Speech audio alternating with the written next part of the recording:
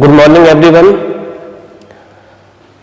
एक बार पुनः ई classes platform पर आपका हार्दिक स्वागत है, हार्दिक अभिनंदन है। आज हम इस ई क्लासेस में एमए प्रीवियस बीए बीएड की सेकेंड ईयर में एक टॉपिक चलता है नीति निर्देशक तत्व। ये नीति निर्देशक तत्व इन क्लासेस के लिए भी उपयोगी है, साथ ही कॉम्पिटिटिव एग्जाम के लिए भी उपयोगी है। तो आज बात करते हैं राज्य के नीति निर्देशक तत्व। नीति निर्देशक तत्व। नीति निर्देशक तत्व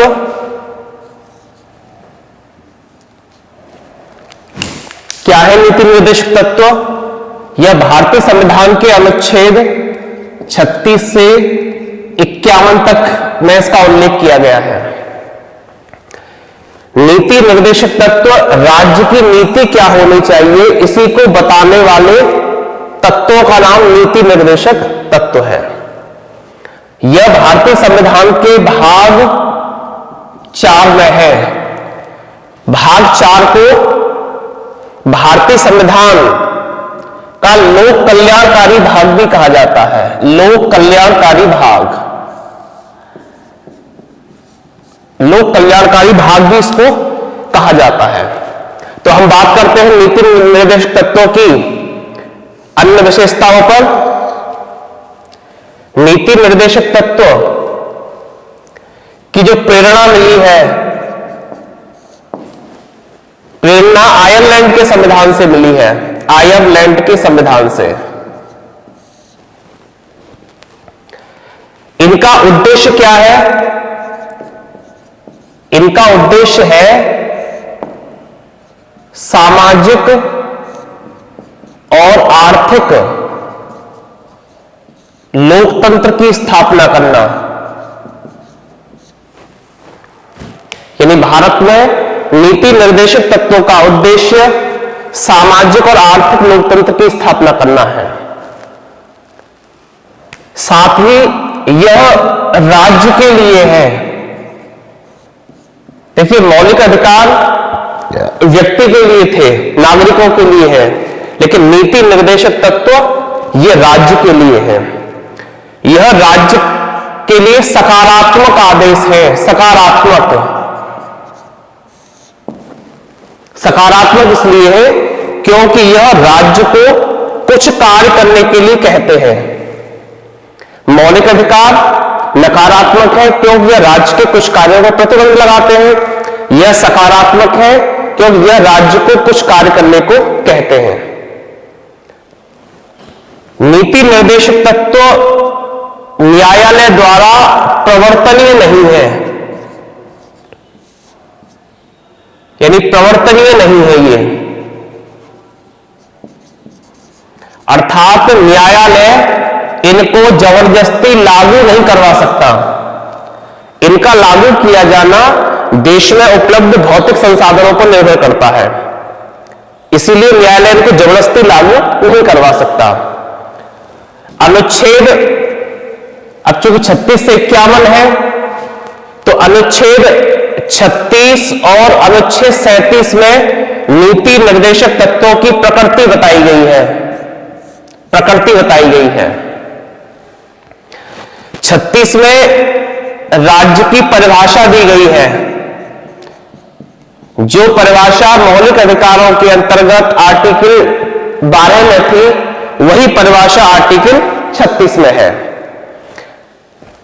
आर्टिकल 37 में यह बताया गया है कि नीति निर्देशक तत्व न्यायालय द्वारा लागू नहीं कराए जा सकते।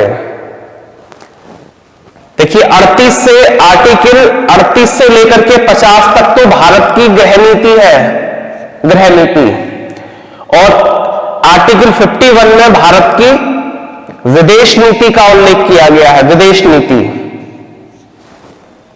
नीति का उल्लेख किया गया है। भारतीय संविधान की प्रस्तावना या प्रीएम्बल में जो आदर्श बताए गए थे, सामाजिक न्याय, आर्थिक न्याय, राजनीतिक न्याय, उनको अप्रत्यक्ष रूप से प्रस्तावना में शो किया गया है, जबकि प्रत्यक्ष रूप से सामाजिक, आर्थिक, राजनीतिक न्याय को नीति निर्देशक तत्वों में शामिल किया गया है। राज्य जो भी काम करे उसमें इन directive principles of the state, ये तत्व है, उनको जरूर शामिल करे, ये इनका उद्देश्य है। अगर भारत 36 से लेकर 51 तक के सभी नीति निर्देशक तत्वों को शामिल करता है, इंप्लीमेंट करता है, तो भारत एक लोक कल्याणकारी राज्य बन जाएगा। लोक कल्याणकारी राज्य वह राज्य होता है जो सामाजिक न्याय की स्थापना करता है, मिश्रित अर्थव्यवस्था को मानता है, लोगों की बुनियादी न्यूनतम आवश्यकताओं की पूर्ति करता है। तो लोक कल्याणकारी भाग भी कहा जाता है भाग 4 को। यह नीति निर्देशक तत्व ब्रिटिश फेवियनवाद से प्रभावित है। ब्रिटिश फेवियनवाद, यह ब्रिटिश फेवियनवाद एक इंग्लैंड की समाजवादी विचारधारा है, जिसके जनक John Bernard Shaw, Annie Besant वगैरह है। इसका उद्देश्य है कि पूंजीवाद को समाजवाद में कन्वर्ट किया जाए। तो ब्रिटिश फेवियनवाद से प्रभावित है। नीति निर्देशक तत्व गांधीवादी दर्शन से भी प्रभावित है। गांधीवादी दर्शन, जैसे आर्टिकल 40 जो है वो गांधीवादी दर्शन पर आधारित है, जिसमें पंचायतों का गठन करने की बात कही गई है। तो यह राज्य के लिए सकारात्मक आदेश है, अर्थात राज्य को कुछ कार्य करने को कहते हैं। यह साध्य भी कहे जाते हैं। मौलिक अधिकार एक साधन है। मौलिक अधिकार रूपी साधन से नीति निर्देशक रूपी साध्यों को प्राप्त करने का प्रयास किया जाता है। इसके विषय में कुछ मत भी दिए गए हैं विद्वानों के द्वारा, जैसे ग्रेनविल ऑस्टिन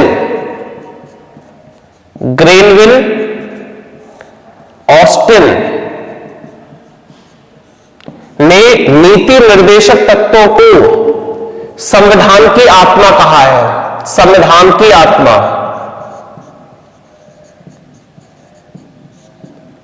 यहां पर यह ध्यान रखने योग्य बात है कि ग्रेनविल ऑस्टिन नीति निर्देशक तत्वों को संविधान की आत्मा कहते हैं। सर्वसम्मति से संविधान की आत्मा प्रस्तावना या प्रीम्बल को कहा जाता है, और आर्टिकल 32 को डॉक्टर बी.आर. अम्बेडकर ने संविधान का हृदय और आत्मा कहा है। तो ये 3 प्रश्न कॉम्पिटिटिव एग्जाम में बनते हैं। तो ग्रेनविल ऑस्टिन संविधान की आत्मा कहते हैं। कुछ अन्य विद्वानों ने इनके विषय में मत दिया, जैसे एक विचारक है केटी शाह। केटी शाह कहते हैं, क्या कहते हैं कि नीति निर्देशक तत्व एक ऐसे चेक की भांति है जिसका भुगतान बैंक की इच्छा पर निर्भर करता है। केटी शाह ने स्टेटमेंट दिया। टी कृष्णमाचारी, एक नाम है टी कृष्णमाचारी, इन्होंने कहा कि नीति निर्देशक तत्व सच्ची भावनाओं का कूड़ादान है। यदि आलोचना कर रहे एक तरह से नीति निर्देशक तत्वों की।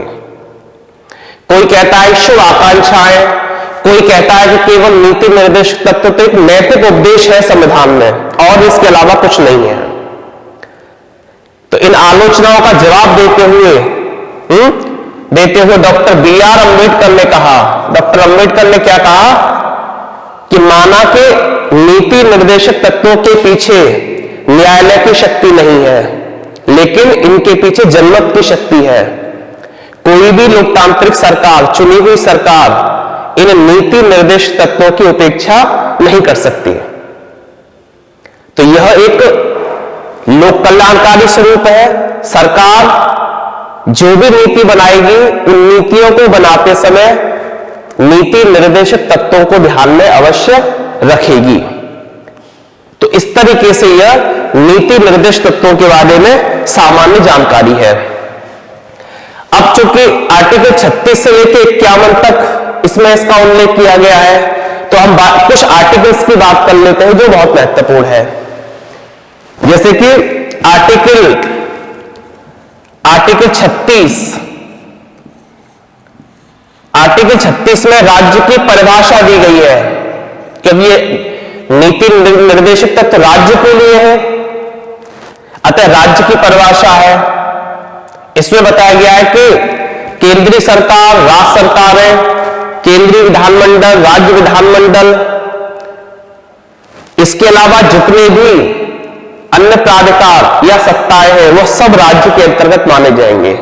यानी मौलिक अधिकारों के अंतर्गत आर्टिकल 12 में जो राज्य की परिभाषा है वही परिभाषा आर्टिकल 36 में राज्य की दी हुई है।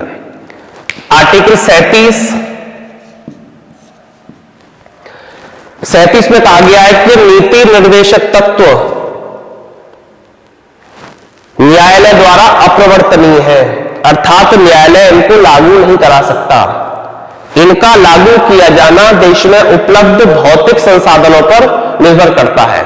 जैसे जैसे भारत के पास संसाधन बढ़ते चले जाएंगे, भारत सरकार नीति निर्देशक तत्वों को इंप्लीमेंट करती जाएगी और मौलिक अधिकारों का रूप देती जाएगी। आर्टिकल 37। आर्टिकल 38 में क्या कहा गया है? देखिए, आर्टिकल 38 सामाजिक क्रांति का दस्तावेज है। आर्टिकल 38 सामाजिक क्रांति का दस्तावेज है। आर्टिकल 38 के द्वारा भारत में सामाजिक लोकतंत्र की स्थापना होती है। इसका उद्देश्य समाजवाद को लाना है। इसमें भी दो आर्टिकल है, एक 38(1) और 38(2). 38(1) क्या कहता है कि राज्य लोक कल्याण की अभिवृद्धि के लिए कार्य करेगा और सामाजिक, आर्थिक, राजनीतिक न्याय सुनिश्चित करने का प्रयास करेगा। 38(2) क्या कहता है? 38(2) में जयप्रकाश नारायण का प्रभाव है। 38(2) में कहता है कि राज्य आय की असमानता को कम करने का प्रयास करेगा। व्यक्तियों के साथ वरन राज्य में उपलब्ध वर्ग और समूहों के बीच भी राज्य आय की असमानता को कम करने का प्रयास करेगा। यानी गरीब और अमीर के बीच में गैप को कम करने का प्रयास करेगा। ये 38(2) 44वां अमेंडमेंट हुआ 1978 में, उसके द्वारा इसको जोड़ा गया है। अब आता है आर्टिकल 39।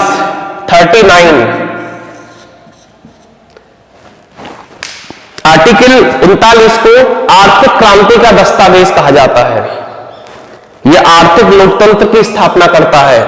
हमने बताया था आपको, सामाजिक और आर्थिक लोकतंत्र की स्थापना करते हैं नीति निर्देशक तत्व।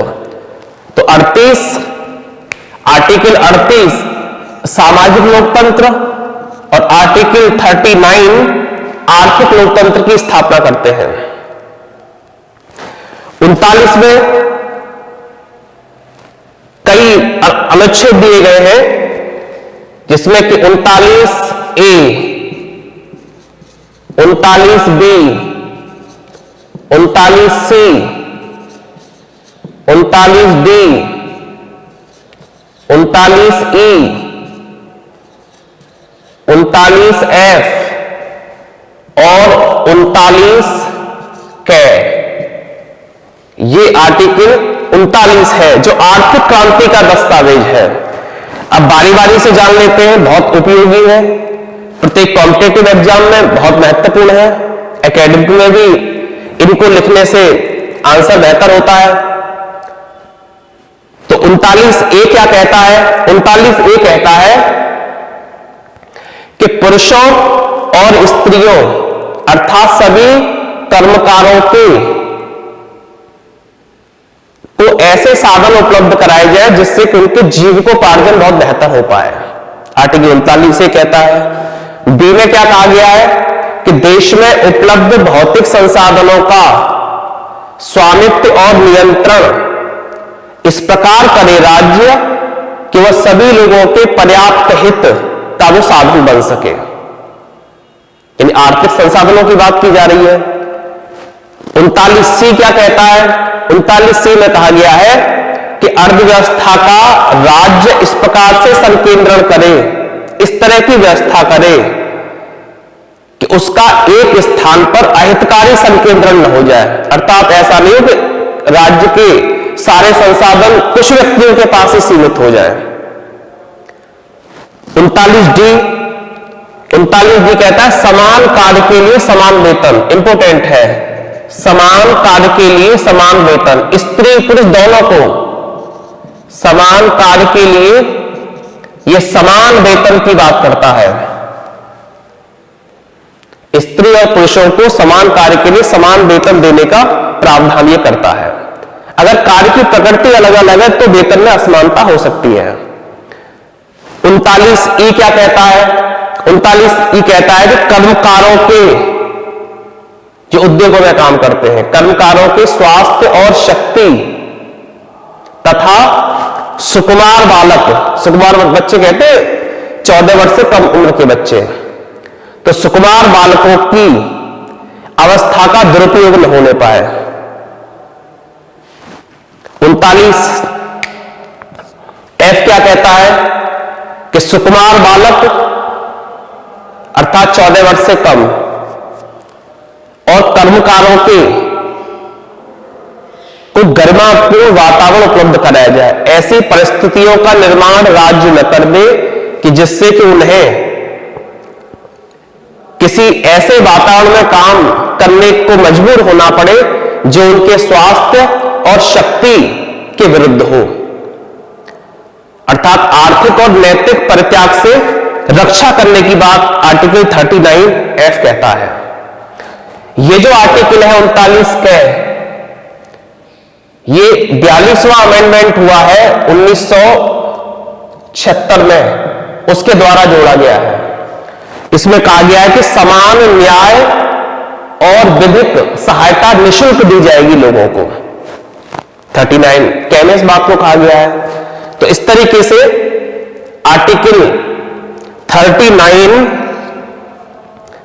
आर्थिक लोकतंत्र की स्थापना कर रहा है, आर्थिक क्रांति का दस्तावेज है, आर्थिक न्याय की स्थापना भारत में कर रहा है। अब आर्टिकल 40 की बात करते हैं।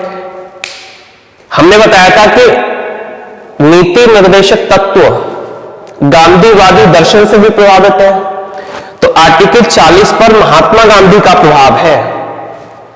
तो आर्टिकल 40 क्या कहता है? आर्टिकल 40 कहता है कि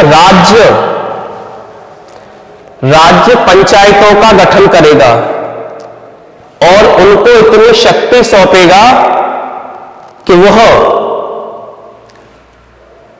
स्थानीय शासन का पूरा विकास कर पाए। तो आर्टिकल 40 को इंप्लीमेंट करते हुए भारतीय संविधान में 73वां और 74वां अमेंडमेंट्स किया गया। ये दोनों अमेंडमेंट्स 1992 में हुए थे। 73वें के द्वारा पंचायती राज संस्थाओं को, यानी पंचायती राज संस्था ग्रामीण को संवैधानिक दर्जा प्रदान किया गया है, और आर्टिकल 74 के द्वारा पंचायती राज की शहरी या नगरीय संस्थाओं को संवैधानिक दर्जा प्रदान किया गया है। तो आर्टिकल 40 को इंप्लीमेंट किया है सरकार ने, लेकिन फिर भी पूरी तरीके से इंप्लीमेंट नहीं हो पाए हैं क्योंकि अभी पंचायतें स्वायत्त नहीं हो पाई हैं। तो आर्टिकल 40 हो गया, ये महात्मा गांधी का प्रभाव है। अब आर्टिकल 41 की बात करते हैं, 41। आर्टिकल 41 क्या कहता है कि राज्य अपनी क्षमता और विकास की सीमा के अंतर्गत रहते हुए कुछ मामलों में काम पाने, शिक्षा पाने, बेकारी, बुढ़ापा या किसी का अंग हानि हो जाए, उस स्थिति में लोक सहायता प्रदान करने का काम राज्य करेगा। आर्टिकल 41 में कहा गया है। इसको इंप्लीमेंट करने के लिए देखा होगा, कृत्रिम अंग प्रदान किए जाते हैं, बेरोजगारी भत्ता प्रदान किया जाता है, प्रौढ़ शिक्षा, आंगनवाड़ी शिक्षा, अनौपचारिक शिक्षा का प्रावधान राज्य करता है, रोजगार देने का प्रयास इसमें किया जाता, लघु और कुटीर उद्योग की बात 41 में कही गई है। तो इस तरीके से कुछ स्थिति में राज्य लोक सहायता प्रदान करेगा। अगर कोई व्यक्ति अक्षम है तो उन्हें बीपीएल कार्ड बना करके उन्हें आर्थिक सहायता दी जाती है, न्यूनतम जीवन जीने की उनको गारंटी दी जाती है। 41 42 में क्या कहा गया है? आर्टिकल 42, इसमें कहा गया है कि राज्य काम की न्याय संगत दशाएं और कुछ मामलों में प्रसूति सहायता उपलब्ध कराने का राज्य काम करेगा, राज्य उपलब्ध कराएगा। काम की न्याय संगत दशाएं कराने का राज्य प्रयास करेगा। आर्टिकल 43 में कहा गया है, 43 में कहा गया है कि उद्योग धंधों में जो कर्मकार काम करते हैं, यानी ये श्रमिक काम करते हैं, उन्हें कार्य के उचित घंटे यानी उनसे 8 घंटे से ज्यादा कार्य नहीं कराया जाएगा। उचित घंटे, उचित वेतन, और वो जिस वातावरण में काम कर रहे हैं उस वातावरण में उनको शिष्ट जीवन की भी गारंटी दी जाएगी, यानी बेहतर तरीके से वो काम कर पाए उस स्थिति में। अगर किसी फैक्ट्री में महिला श्रमिक काम करती है तो उनके लिए विशेष प्रोटेक्शन दिया जाएगा, उनसे रात में काम नहीं कराया जाएगा। अगर रात में काम कराते हैं तो फैक्ट्री मालिक उनको सकुशल घर भेजने का भी प्रबंध करना होगा उन्हें। ऐसे 43 के 42वें संविधान संशोधन के द्वारा 39 के, 43 के और 48 के इसको जोड़ा गया है 1976 में। तो 43 क्या कहता है कि जिन उद्योगों में, जिन फैक्ट्रियों में श्रमिक काम करते हैं तो श्रमिक भी उस फैक्ट्री के प्रबंधन में शामिल होंगे, यानी जो मैनेजमेंट होगा कंपनियों का, फैक्ट्रियों का, उद्योगों का, उसमें श्रमिकों की भी भागीदारी होगी, वो भी प्रबंध समिति में शामिल होंगे। ये 43 के हो गया। अब बात करते हैं 44 के की।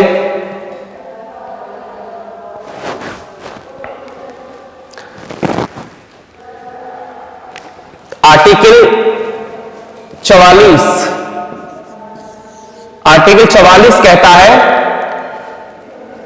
कि एक समान आचार संहिता की स्थापना होगी, यानी यूनिफॉर्म सिविल कोड की स्थापना की बात करता है आर्टिकल 44। भारत में गोवा एकमात्र ऐसा राज्य है जहां पर यूनिफॉर्म सिविल कोड लागू की गई है। इसका भी पूरी तरीके से अभी इंप्लीमेंटेशन नहीं हो पाया है। मैंने बताया था कि कुछ नीति निर्देशक तत्व ऐसे हैं जिनका अभी इंप्लीमेंटेशन हो नहीं पाया है। 44 का नहीं हुआ है, आर्टिकल 47 का नहीं हुआ है, 48 का पूरी तरीके से लागू नहीं हो पाया है। इनका लागू किया जाना देश में उपलब्ध भौतिक संसाधनों पर निर्भर करता है। तो आर्टिकल 45 की बात करते हैं। 45 आर्टिकल 45 में कहा गया कि संविधान लागू होने के 10 वर्ष के अंदर राज्य 6 से लेकर 14 वर्ष तक के बच्चों को निःशुल्क शिक्षा की व्यवस्था करेगा, लेकिन ऐसा हो नहीं पाया। ये पॉसिबल कब हो पाया? ये हो पाया जब 86वां संविधान संशोधन हुआ। 86वां संविधान संशोधन 2002 में हो पाया। इसके द्वारा 6 से लेकर 14 वर्ष तक के बालक बालिकाओं को निःशुल्क प्राथमिक शिक्षा की व्यवस्था की गई। तो इस तरीके से 45 को अब निरसित कर दिया गया है, 45 को समाप्त कर दिया गया है और इसको अब 21A में शिक्षा के अधिकार के अंतर्गत शामिल कर लिया गया है।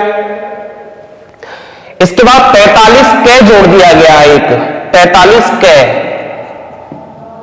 और 45 का में कहा गया है कि 6 वर्ष से कम उम्र के बच्चों को प्राथमिक शिक्षा की व्यवस्था होगी, उनके स्वास्थ्य का भी ध्यान रखा जाएगा।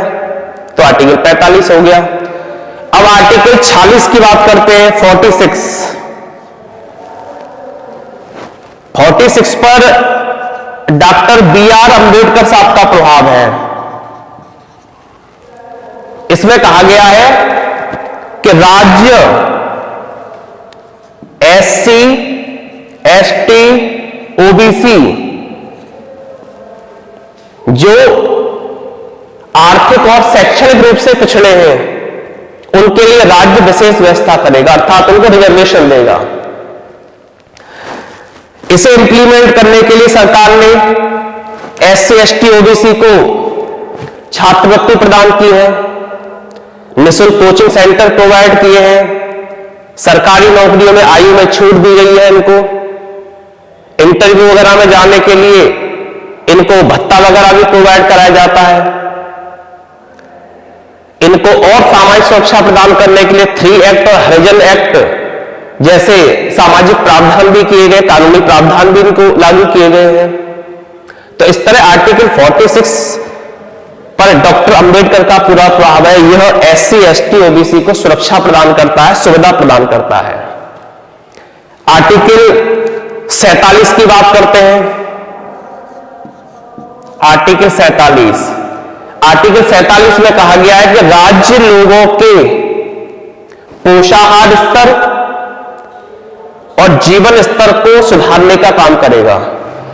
पोषाहार स्तर क्या है कि औषधि प्रयोजन को छोड़कर शेष सभी प्रकार के मादक पदार्थों पर राज्य प्रतिबंध लगाएगा, यानी मादक पदार्थों के खुले बिक्री पर प्रतिबंध लगाएगा राज्य।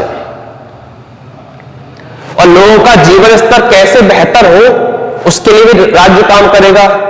इसलिए देखा होगा इसे इंप्लीमेंट करने के लिए बीड़ी, सिगरेट, तंबाकू, गुटखा, शराब, इन पर प्रतिबंध लगाने की बात की जाती है। कुछ राज्यों ने प्रतिबंध लगाया भी है। तो आर्टिकल 47 लोगों के पोषाहार, जीवन स्तर को सुधारने का प्रयास करेगा और औषधि प्रयोजन को छोड़कर शेष सभी मादक पदार्थों पर प्रतिबंध लगाएगा। आर्टिकल 48 क्या कहता है? 48 इंपोर्टेंट है, कृषि और पशुपालन। 48 कृषि और पशुपालन को बढ़ावा देने की बात करता है। इस पर पंडित नेहरू का प्रभाव है। इसमें कहा गया है कि राज्य कृषि और पशुपालन को बढ़ावा देगा। दुधारू पशु, मालवाहक पशु की नस्लों को सुधारने का प्रयास किया जाएगा। इसको इंप्लीमेंट करने के लिए सरकार ने विभिन्न प्रकार की एग्रीकल्चर यूनिवर्सिटीज बनाई हैं। हरित क्रांति, पीली क्रांति, नीली क्रांति, जीनोम, ऊसर भूमि सुधार कार्यक्रम, पशुपालन के लिए वेटरनरी कॉलेजों की स्थापना, पशुओं की नस्ल सुधारने के लिए बेहतर काम आर्टिकल 48 के तहत होता है। नीति निर्देशक तत्वों का प्रमुख उद्देश्य ही क्या है? नीति निर्देशक तत्वों का प्रमुख उद्देश्य ही क्या है? सामाजिक और आर्थिक लोकतंत्र की स्थापना।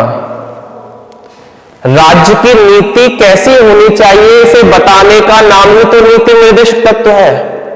राज्य कोई भी योजना बनाए, उन योजनाओं को बनाते समय आर्टिकल 36 से 51 की चीजों को वो ध्यान में रखेगा, तब वो अपनी पॉलिसीज बनाएगा। ये उसकी रेस्पॉन्सिबिलिटी है, ये इसका उद्देश्य है।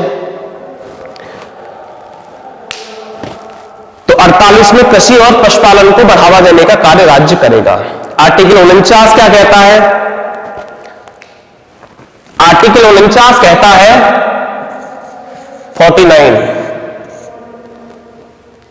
49 क्या?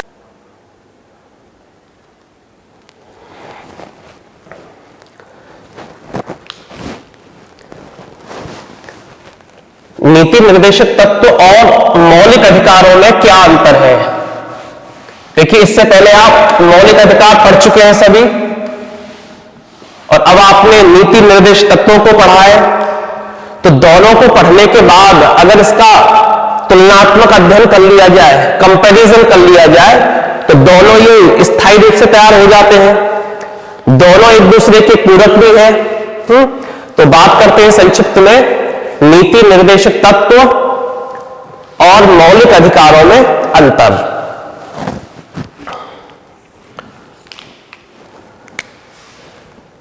मौलिक अधिकार,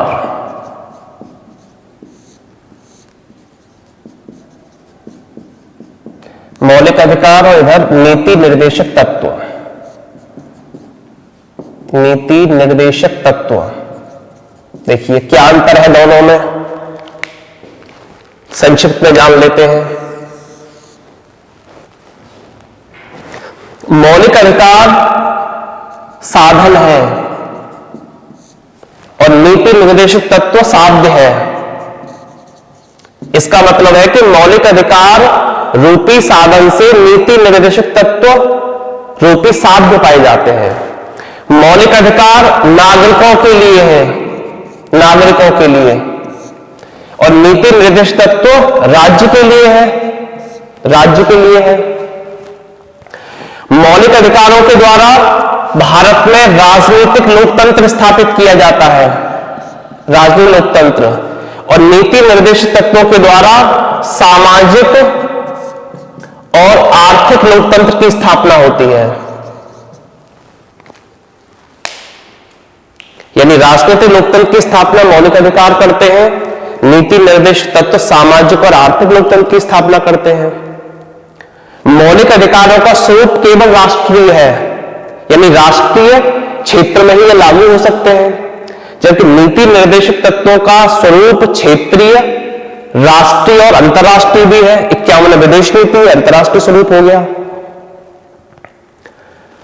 मौलिक अधिकार भारतीय संविधान के अनुच्छेद मौलिक अधिकार भारतीय संविधान के अनुच्छेद 12 से 35 में है। नीति निर्देशक तत्व अनुच्छेद 36 से 51 में है। मौलिक अधिकार भाग 3 में है, नीति निर्देशक तत्व भाग 4 में है। मौलिक अधिकार अमेरिकी संविधान से लिए गए हैं, नीति निर्देशक तत्व आयरलैंड के संविधान से लिए गए हैं। भाग 3 को मैग्ना कार्टा कहा जाता है भारत का, भाग 4 को लोक कल्याणकारी भाग कहा जाता है। तो इस तरीके से ये नीति निर्देशक तत्व और मौलिक अधिकारों में अंतर है। यह मौलिक अधिकार नागरिकों के लिए है, नीति निर्देशक तत्व राज्य के लिए है। मौलिक अधिकारों का स्वरूप नकारात्मक है क्योंकि यह राज्य के कुछ कार्यों पर प्रतिबंध लगाते हैं, जबकि नीति निर्देशक तत्वों का स्वरूप सकारात्मक है क्योंकि यह राज्य को कुछ कार्य करने को कहते हैं। तो इस तरीके से मौलिक अधिकार और नीति निर्देशक तत्व दोनों महत्वपूर्ण हैं। 39 बी और 39 सी ये 2 आर्टिकल ऐसे हैं जिनको मौलिक अधिकारों पर भी वरीयता प्रदान की गई है। तो इस प्रकार ये नीति निर्देशक तत्वों का चैप्टर क्लोज होता है। नेक्स्ट अगले वीडियो में। Thank you for watching. Thanks.